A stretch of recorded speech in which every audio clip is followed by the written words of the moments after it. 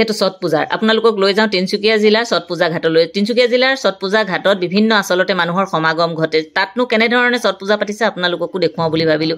যে কি নহওক পথৰপতি ছট পূজা কমিটিয়ে জুবিনদাৰ আচলতে ফটোত শ্ৰদ্ধাঞ্জলি জ্ঞাপন কৰিছে, মাল্যপন কৰিছে। আপোনালোকক তাকো দেখুৱাবলৈ লৈছোঁ।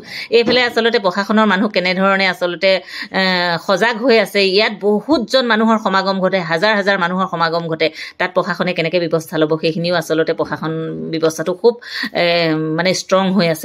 যে কি নহওক এইফালে আহি আছোঁ, আপোনালোকক দেখুৱাবলৈ লৈছোঁ ব্ৰহ্মপুত্ৰ ঘাটলৈ লৈ যাওঁ আহক। ব্ৰহ্মপুত্ৰ ঘাটত আচলতে বিহাৰী সম্প্ৰদায়ৰ লোকসকলে কেনেধৰণে পূজাৰ কাৰণে আচলতে বহি আছে। যেতিয়া সূৰ্যটো অস্ত যায় সেই সময়ত তেওঁলোকে এনেধৰণে আচলতে খাদ্য সামগ্ৰীৰ সম্ভাৰখন ইয়ালৈ লৈ আহে। কিমান খাদ্য সামগ্ৰী আছে হয়তো আপোনালোকে হিচাপ কৰিব নোৱাৰে। এনেধৰণে খাদ্য সামগ্ৰী লৈ পেলাই ইয়াত বহি পৰিছে, দেখিছেনে? চাকি জ্বলাইছে, সুন্দৰভাৱে এটা পূজা কৰি আছে। তেওঁলোকে কিছুমানে কোলাত কেঁচুৱা লৈও পূজা কৰিছে। আচলতে ঘৰখনৰ মংগলৰ কাৰণে, ঘৰৰ পৰিবাৰৰ যিকোনো মংগলৰ কাৰণে আচলতে তেওঁলোকে এই ধৰণে পূজাবিলাক কৰি আহিছে। আৰু আজিকালি আগতে দেখা গৈছিলে যে বিহাৰী সম্প্ৰদায়ৰ মাজতে এই ছট পূজাটো সীমিত আছিলে। আজিকালি কিন্তু তেনেধৰণৰ নহয়।